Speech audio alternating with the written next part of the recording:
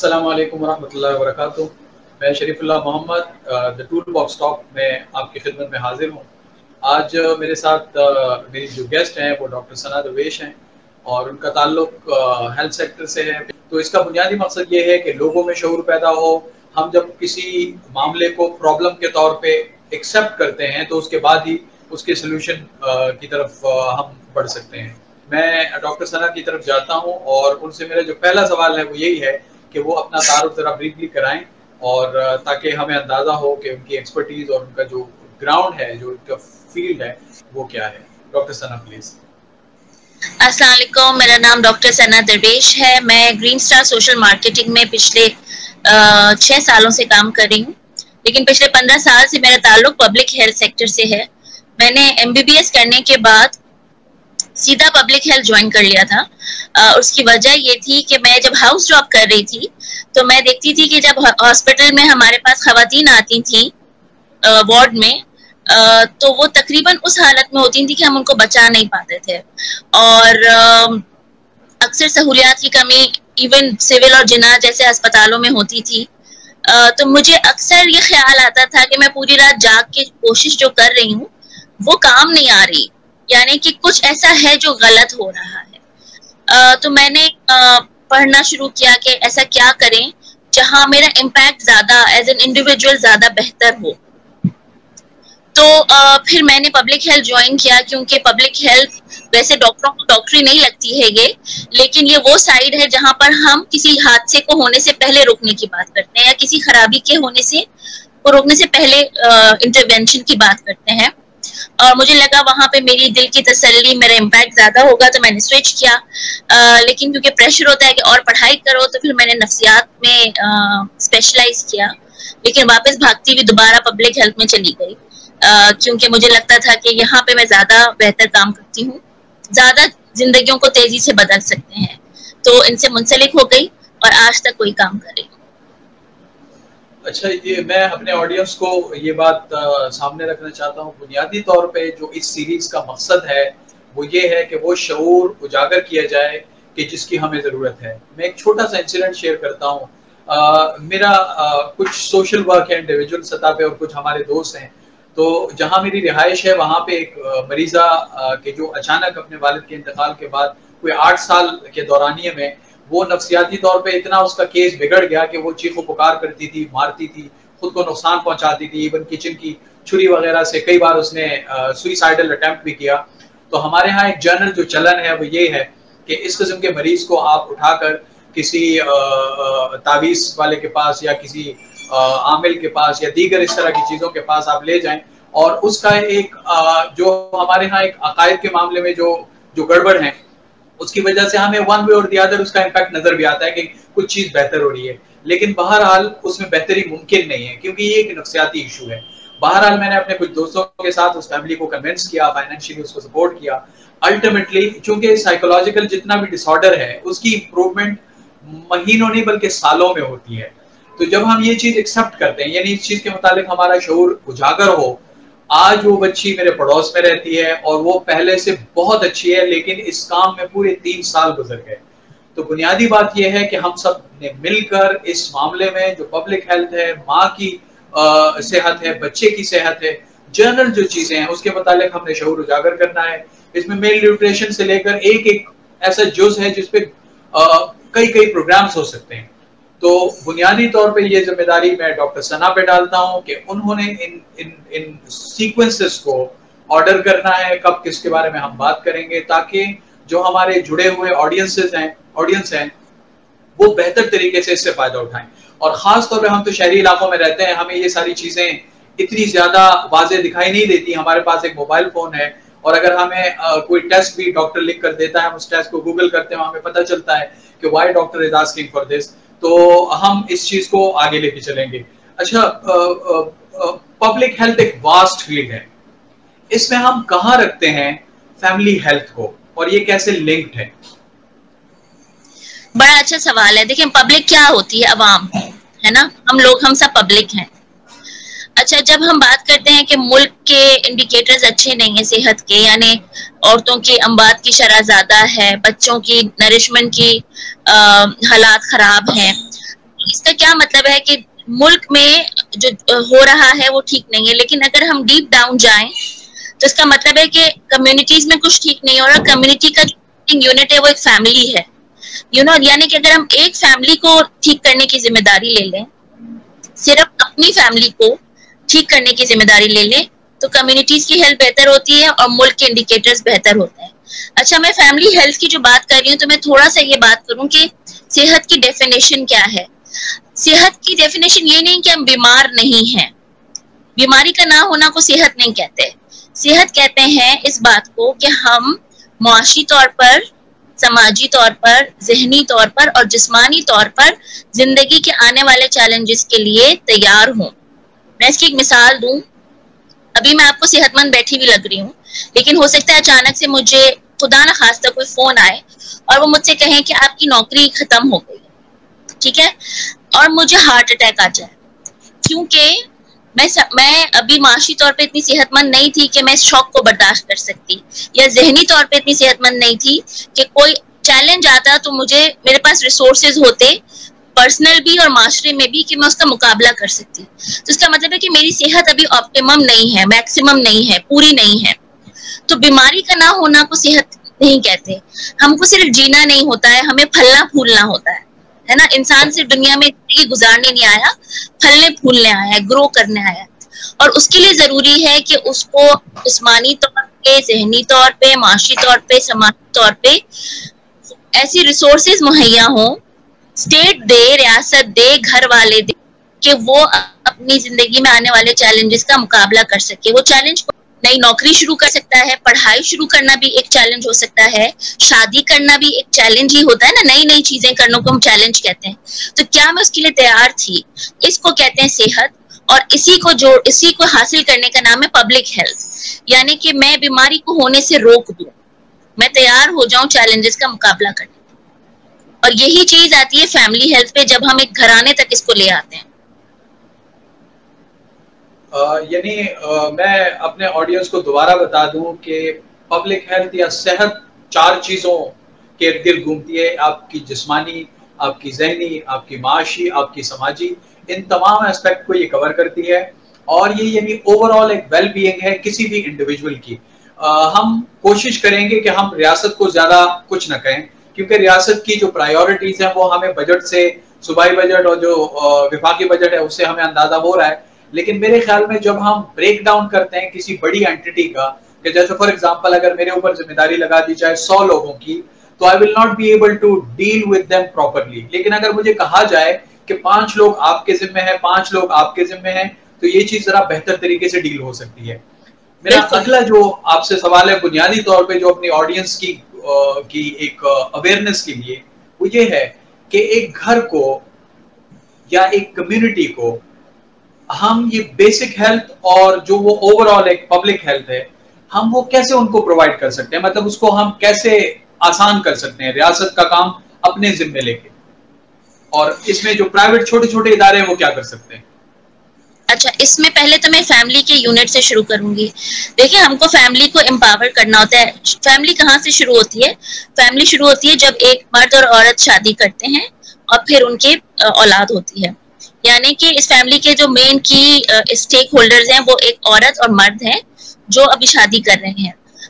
उनको ये पूरी मालूमात फराहम करना कि जब वो शादी करेंगे तो उनको अपने जिस्मानी सेहत का कैसे ख्याल रखना है अपनी शादीशुदा जिंदगी के अंदर, इंडिविजुअली भी, मतलब खुद भी, और एज अ कपल भी।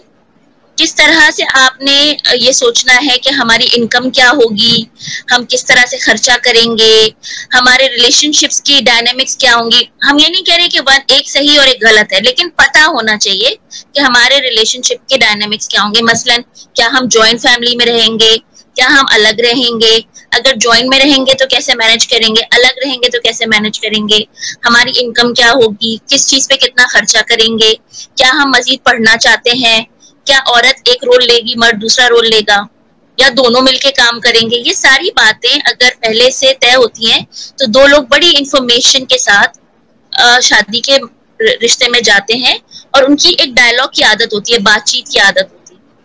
यानी वो हर काम करते हैं, वही काम करते हैं, बच्चे भी होते हैं उनके सब कुछ, लेकिन सोच समझ के बातचीत करके, और ये फैसला दोनों मिल के कर रहे होते हैं। तो की चीज जो है वो मैं कहती हूँ फैमिली हेल्थ में, और मैं नहीं कहती, दुनिया भर की रिसर्च कहती है, वो ये है कि जो दो लोग मिलके इस एंटिटी को शुरू कर रहे हैं वो कॉन्शियसली प्लानिंग करके इसको शुरू कर रहे हैं, उनकी बातचीत हुई भी हो हर मामले में, कोई सरप्राइजेस ना हो। अक्सर ऐसा होता है कि हम देखते हैं कि लड़के को ये बात पता नहीं थी, लड़की को वो बात पता नहीं थी, फिर एक अचानक से हादसात शुरू होते हैं जिंदगी में और वो खत्म ही नहीं होते, दिल खराब हो जाते हैं, रिश्ते खराब हो जाते हैं। तो बेसिक चीज ये है फैमिली हेल्थ की कि हम ये समझ लें कि फैमिली का जो स्टार्टिंग पॉइंट है वो मियाँ बीवी है, और उनके बीच में मुकालमा, बातचीत, प्लानिंग कि किस तरह जिंदगी गुजारनी बहुत जरूरी है। अब क्योंकि ये नए नए शादी में जा रहे होते हैं तो उनको बड़ों की, बुजुर्गों की मदद की जरूरत होती है, वो लोग आपस में बैठ के बातें नहीं कर सकते, तो वो देख लें कि किस तरह कल्चर और ट्रेडिशन और घर के बुजुर्ग कैसे उनकी मदद करेंगे कि कुछ बातें खानदानों के बीच में ये प्रॉपरली तय हो।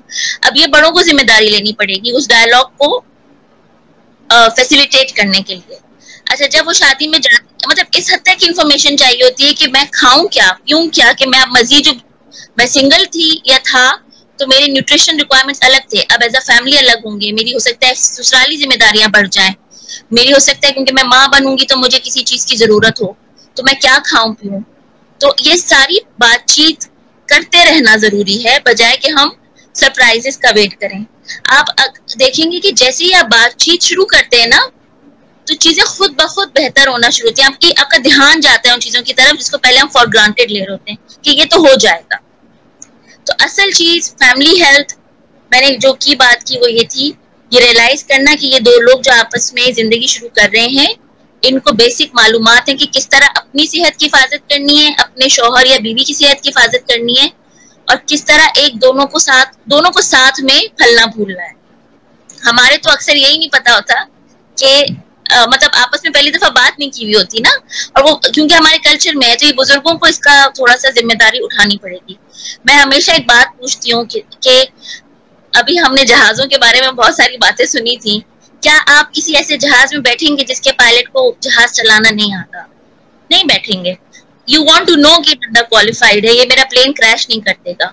तो फसल उगाते हैं जब हम, तो बहुत सोच समझ के कौन सा बीज, कैसी जमीन, किस वक्त डालेंगे, किस वक्त फल निकलेगा, उसकी मैं हिफाजत कैसे करूंगा अपने खेत की।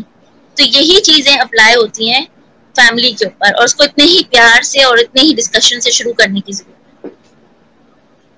अच्छा, मैं एक जनरल जो हमारा अर्बनाइजेशन का एक फैक्टर है जिसकी वजह से जॉइंट फैमिली बहुत तेजी के साथ मादूम हो रही है। जॉइंट फैमिली के अपने फायदे हैं, और स्पेशली इस रिगार्ड में कि जो नए मियाँ बीवी होते हैं या बेटी होती है, मेरी 13-14 साल की बेटी है, उसको उसकी माँ कैसे समझाएगी। गांव देहात से चूंकि ताल्लुक है तो मेरी इंटरफेरेंस बार बार रिक्वायर्ड होती है, कभी किसी डॉक्टर की इंटरफेरेंस रिक्वायर्ड होती है। तो ये मामला इतनी कॉम्प्लिकेशन रखता है कि जैसे जैसे जॉइंट फैमिली शहरों में आके कम हो रही है या खत्म हो रही है, इसका डायरेक्ट इम्पैक्ट हमें नजर आता है। तो आपके ख्याल में, जैसे गुज़िश्ता एक प्रोग्राम में हमारे इसी प्लेटफॉर्म से एक प्रोग्राम हो रहा था, इसमें आमिर हाशिम खाकवानी साहब ने एक आइडिया दिया था कि आप ऐसा करें कि जब आपकी शादी हो तो आप फौरन बच्चों की तरफ ना जाएं, ताकि आप 1 साल 1.5 साल इंतजार करें। आपको ये अंदाजा होगा, क्योंकि मैं बहुत सारे ऐसे इस किस्म के इंसिडेंट का खुद गवाह हूँ, मैं अपनी फैमिली का बड़ा हूँ, हमारी सोशल सर्किट में बड़ी इन्वॉल्वमेंट है जरगा सिस्टम की और इस चीजों की, जहाँ पे आए दिन किसी फैमिली का कोई ना कोई मसला हम निपटा रहे होते हैं। तो बहुत सारी ऐसी चीजों का मैं गवाह हूँ कि वो बच्ची जिसका मजीद वो माँ बनी, एक बच्चा उसका हो गया, और उसके बाद मियाँ बीवी का आपस में कोई मामला चल नहीं रहा था। तो अब वो बच्चा जो हार्डली 6 या 7 महीने का है, उसको कहाँ ले जाया जाए, कौन उसको एक्सेप्ट करे। तो कहने का मकसद ये, मैं दोबारा उसी बात की तरफ जाता हूँ। आमिर हाशिम साहब ने ये कहा कि हमें इंतजार करते रहना चाहिए 1-1.5 साल तक, और उसके बाद जब हमें पता चले कि हम एक दूसरे के साथ हमारा गुजारा हो सकता है। ये मामला इनडायरेक्टली फैमिली हेल्थ से इन्वॉल्व है, इसी वजह से मैं आपसे इस हवाले से इनपुट ले रहा हूँ। हम इसकी ABC कैसे तय करें, खुसूसन अर्बन एटमॉस्फेयर में, क्या हम फैमिली के लिए, जैसे हम लड़की जाते हैं और पसंद करते हैं अपने बेटे के लिए या अपनी बेटी के लिए किसी लड़के के, हम इसकी ABC कैसे तय करें, खुसूसन अर्बन सेटअप? देखिए, इसमें ना ये एक बड़ी अच्छी बात आपने शुरू की। मैं एक बहुत ही दीनदार आदमी की बात सुन रही थी, बड़े शरई किस्म की बात कि वो, और मैं हैरान हो गई कि वो भी ये मशवरा दे रहे थे कि क्योंकि अब रिश्ते टूटने बढ़ गए हैं तो बेहतर ये है कि आप शुरू में थोड़ा इंतजार करें 1-2 साल माँ बाप बनने से पहले। लेकिन मैं ये कहूंगी कि चले हम नेगेटिव बात नहीं सोचते, हम सिर्फ पॉजिटिव सोचते हैं फॉर अ मोमेंट।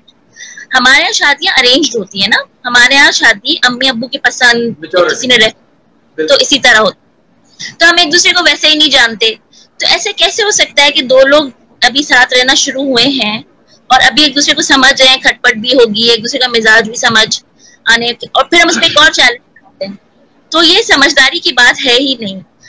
उन दोनों के लिए वो 1-8 साल का जो वक्त होता है ना, वो बॉन्डिंग का वक्त होता है, जिसमें अगर ये बड़ी अफसानी बातें होती हैं कि बच्चा माँ बाप को जोड़ता है, नहीं, अगर माँ बाप का दिल जुड़ा नहीं है तो बच्चा उसको और तोड़ देता है, क्योंकि अब वो भी तवज्जो मांग रहा है।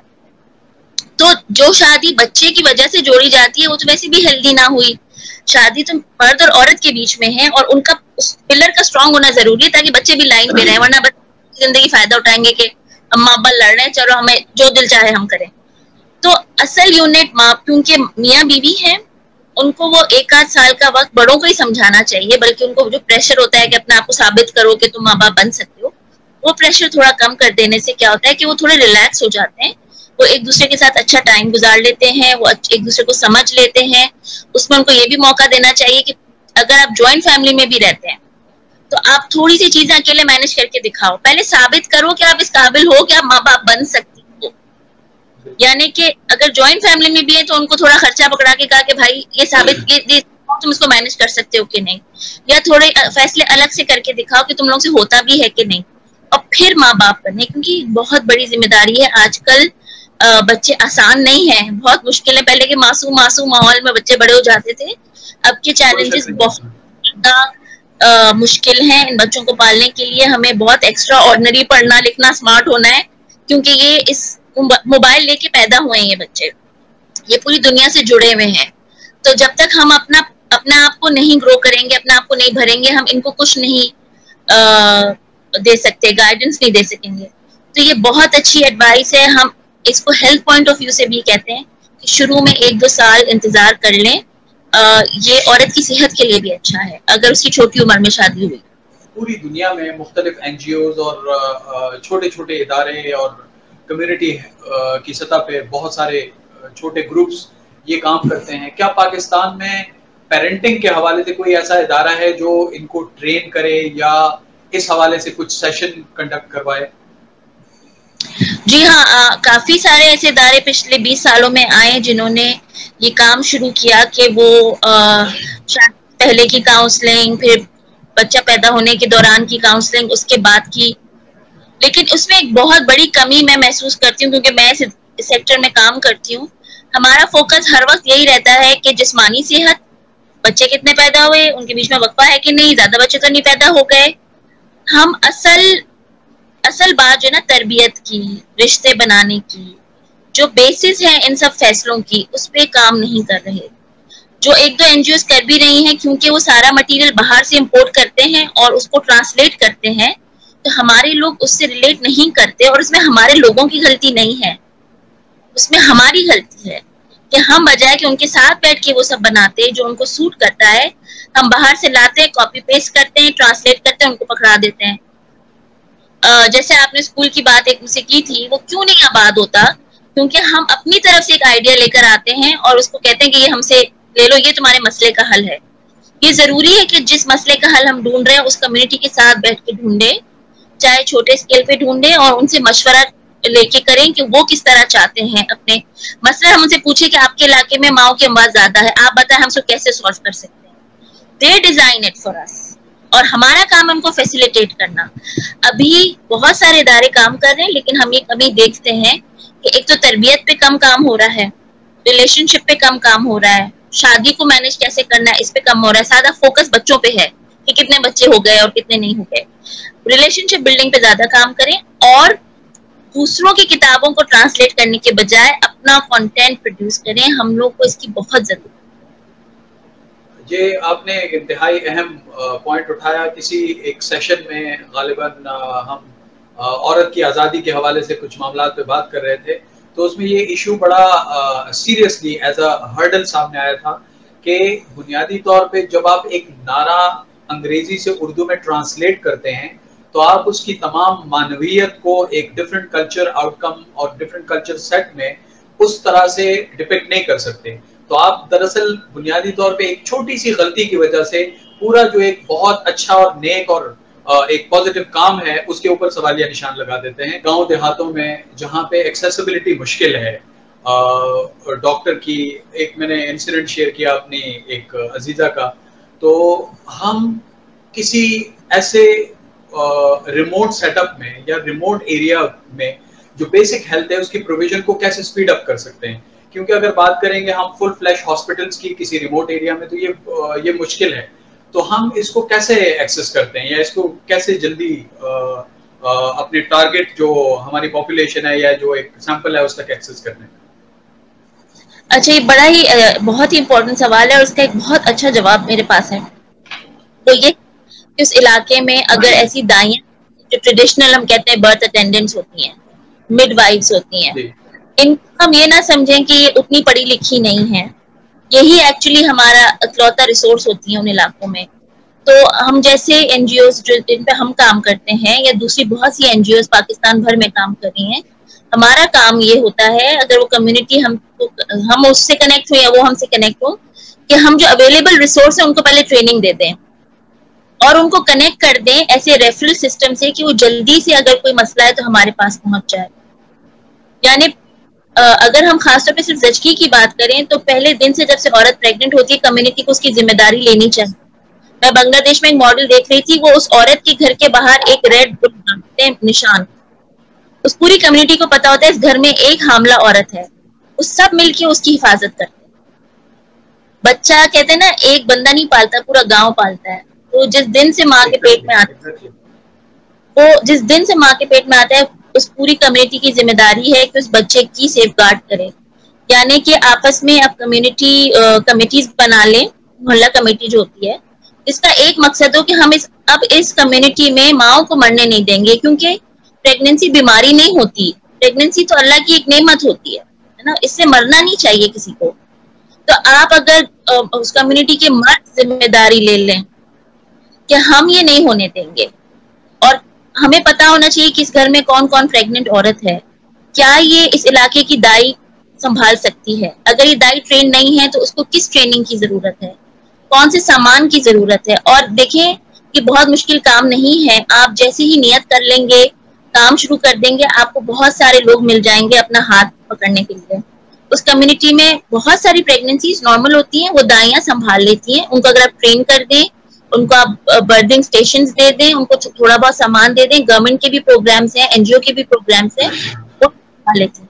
और वो वाली हाई रिस्क प्रेगनेंसीज अगर कम्युनिटी को पहले से पता हो तो ट्रांसपोर्ट का बंदोबस्त, कितने पैसे रखने हैं, कहाँ जाना है, 9 महीने का वक्त होता है हमारे पास, पूरा प्लान होना चाहिए उस एक औरत की जिंदगी बचाने के लिए। और मैं आपसे कहूँ, इसीलिए कहते हैं कि बच्चों के बीच में जो वक्फा है या सोच समझ के, ताकि कम्युनिटी तैयार हो इस बच्चे को दिल और जान से रिसीव करने के लिए, ना कि बस पैदा हो रहे हैं और मर रहे हैं और यहाँ वहाँ हो रहे हैं और किसी को कोई फिक्र ही नहीं है।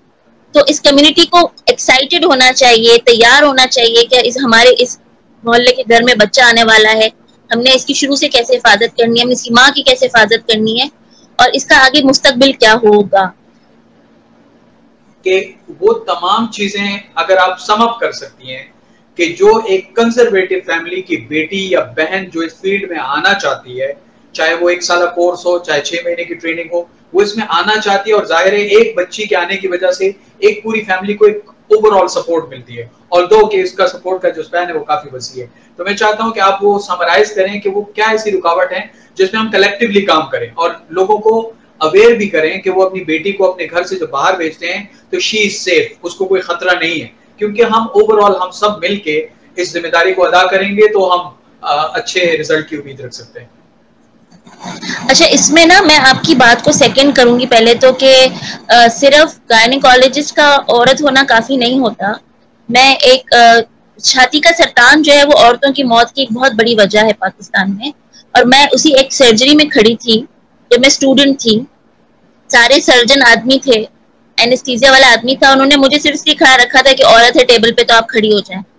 आप यकीन करें कि मैं वहां आंसुओं से रोती हुई निकली हूँ, क्योंकि एक औरत होते हुए बर्दाश्त नहीं होता कि दूसरी औरत इस तरह आदमियों के सामने अम, है और मजबूर है, उसके घर के मर्द बाहर खड़े हैं मजबूर हैं। तो मैं पहले तो सिर्फ रिक्वेस्ट कर सकती हूँ अपने सारे भाइयों से, जितने भी आदमी हैं कम्युनिटीज के, मुझसे जो छोटे हैं बड़े हैं, कि उस वक्त को याद करें कि जब ऐसा वक्त हम हमारी किसी पे आ सकता है। क्या हमसे बर्दाश्त होगा? बर्दाश्त नहीं होगा। तो प्लीज अपनी बेटियों को सू करने दें। उनके अगर उनके अंदर टैलेंट है, पढ़ लिख सकती हैं। हमें ना उनके साथ बैठ के उनके फियर्स जानने होंगे कि उनको डर किस बात का है। यकीनन उनके कुछ एक्सपीरियंसेस होते हैं, कोई भी ऐसे नहीं मना कर रहा होता, हर एक कम्युनिटी के अपने कुछ फियर्स होते हैं।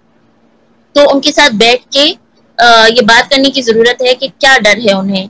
अभी बहुत सारे जगहों पर ये एडवोकेसी हो रही थी कि सिर्फ खवातीन का मेडिकल कॉलेज भी होना चाहिए जहाँ सिर्फ लड़कियां पढ़ती हों।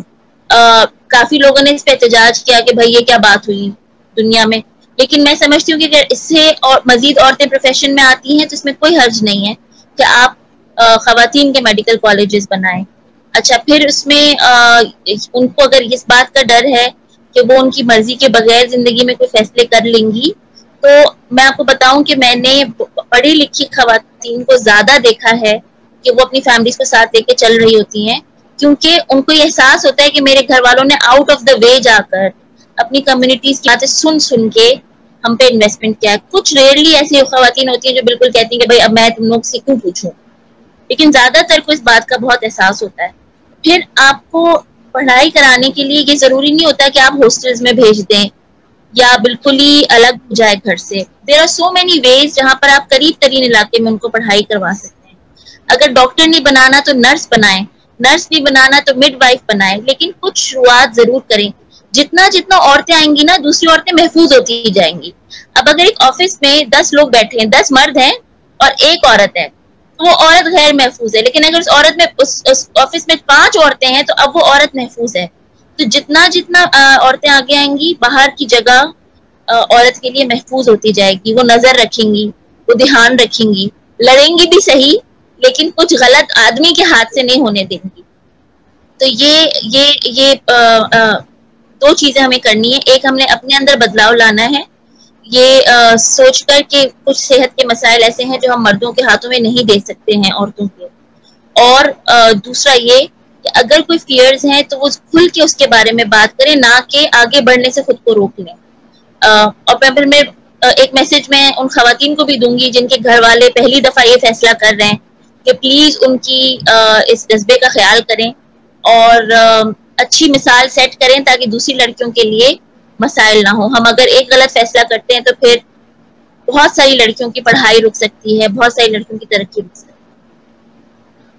अच्छा, मैं हमेशा इन 2 चीजों पे खास तौर पर फोकस रखता हूँ। मैं समझता हूँ कि मैं चूंकि ये फैसला कर चुका हूँ अपनी बेटियों के हवाले से, तो मैं इस प्लेटफॉर्म के तवज्जुह से अपने सारे, खुसूसन जो मेरा ताल्लुक एक कंजर्वेटिव फैमिली से और केपीके के एक ऐसे देहात से कि जहाँ इस्लामाबाद आने के लिए आपको कम से कम 3 मुख्तलिफ गाड़ियां बदलनी पड़ती है पब्लिक ट्रांसपोर्ट की, और तब आप वहाँ एक्सेस कर सकते हैं। तो मैं रिक्वेस्ट करता हूँ अपने केपीके के लोगों से, बलूचिस्तान पंजाब के जो रूरल एरियाज हैं वहाँ के लोगों से, कि अपनी बेटी को सिर्फ इस वजह से, उसके पढ़ने से या उसकी किसी ऐसे प्रोफेशन में आने से कि जहाँ पे उसको आने जाने के हवाले से या दीगर कुछ मसाइल हों, उसकी वजह से उसके मसाइल का सद्दिबाब करें, ना कि आप वो जो एक ऑप्शन है उनके पास जिंदगी में आगे बढ़ने का और एक सहूलत पैदा करने का अपनी फैमिली या अपनी कम्युनिटी के लिए, उससे उनको मना ना करें। और इसमें आउट ऑफ द बॉक्स जाके हमें बहुत कुछ सोचना और करने की हमें जरूरत है। हमारे यहाँ एक जनरल परसेप्शन ये है कि किसी बच्चे को आप पढ़ाएं लिखाएं तो ये वो डॉक्टर बन सकता है या इंजीनियर बन सकता है, और इन दोनों की जो लवाजिमात हैं वो अच्छी खासी मुश्किल हैं, एक्सपेंसिव हैं और दीगर चीजें। अच्छा, अब हम ये जो काउंसलिंग है, खुसूसन जो फैमिली हेल्थ के हवाले से छोटे छोटे प्रोफेशन है, सर्टिफिकेट कोर्सेज हैं। मेरी गांव की एक खातून है जो गवर्नमेंट स्कूल में टीचर थी, लेकिन उनको उनको कुछ ऐसे एनजीओ ने एक्सेस किया और उन्होंने मुख्तलिफ कोर्सेज किए इस दौरान, तो आज पूरा गांव उसके हाथ से ये फैज हासिल कर रहा है और पूरा गांव उस एक खातून की वजह से, यानी उसका पर्दा, उसकी जो कल्चरल नॉर्म्स है वो महफूज हैं।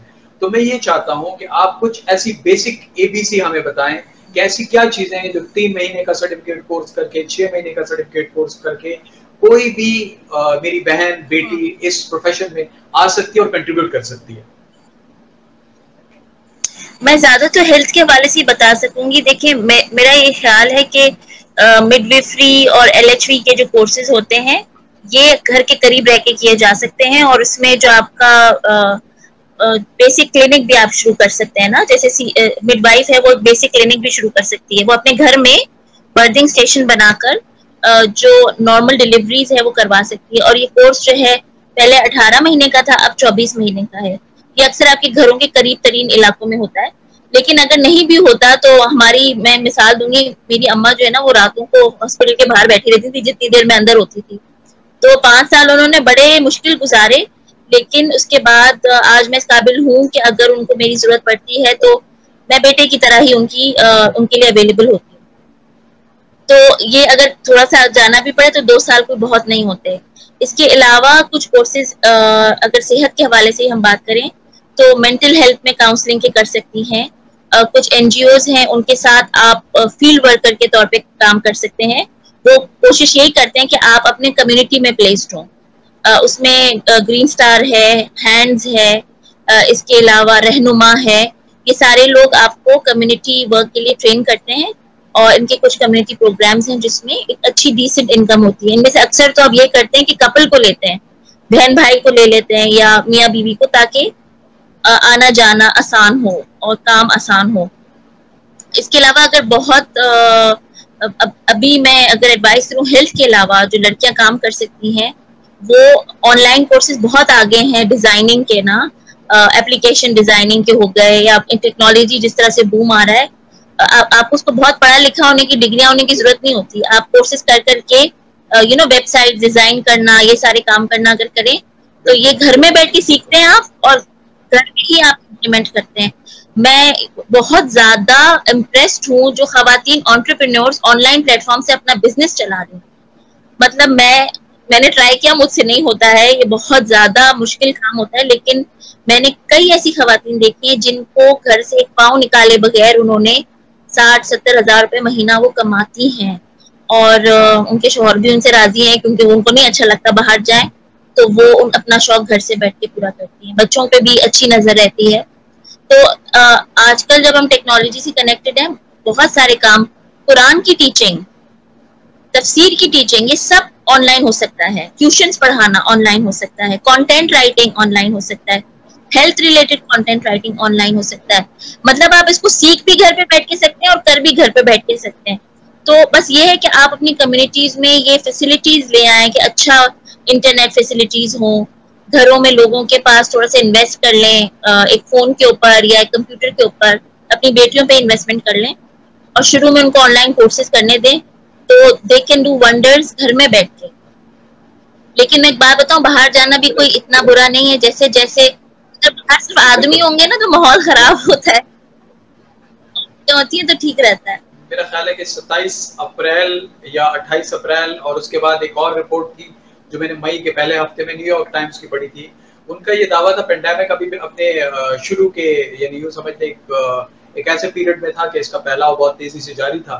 तो न्यूयॉर्क टाइम्स ने WHO के रेफरेंस से एक रिपोर्ट शाया की थी जिसमें उन्होंने कहा था कि ये जो पीरियड है जब हॉस्पिटल पे कोविड-19 की वजह से बहुत ज्यादा प्रेशर होगा इन मरीजों का, आइसोलेशन का, हेल्थ फैसिलिटीज लिमिटेड हैं, तो इस दौरान जो सबसे ज्यादा नुकसान है वो उन प्रेग्नेंट खवातीन और न्यूबॉर्न बेबीज का होगा, जो इस दौरान इन तमाम हॉस्पिटल की ये फैसिलिटी आराम से और आसानी के साथ एक्सेस नहीं कर सकेंगे।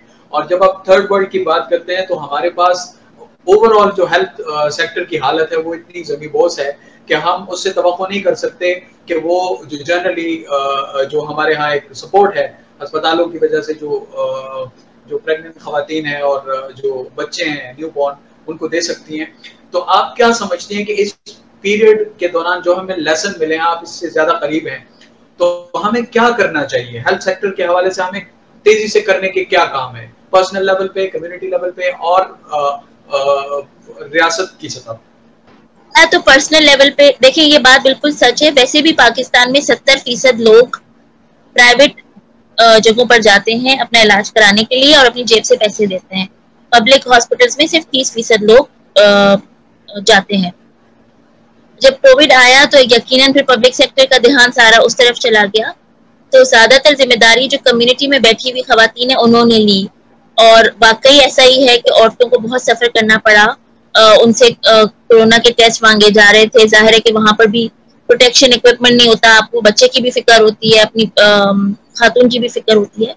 तो ज्यादातर जिम्मेदारी संभाली कम्युनिटी में बैठी हुई मिडवाइफ्स और LHVs ने, और जो MBBS डॉक्टर्स कम्युनिटी के अंदर क्लिनिक करती हैं उन्होंने। हमें करना ये चाहिए कि पर्सनल लेवल पे तो मेरा ये ख्याल है कि जब ऐसी सूरत हाल हो तो नई प्रेगनेंसीज को डिले करना चाहिए, लेकिन जो ऑलरेडी प्रेग्नेंट हैं उन पे हमारा ये फोकस होना चाहिए कि पहले से हमारा प्लान हो कि हम किधर लेके जाएंगे और क्या सहूलतें देंगे।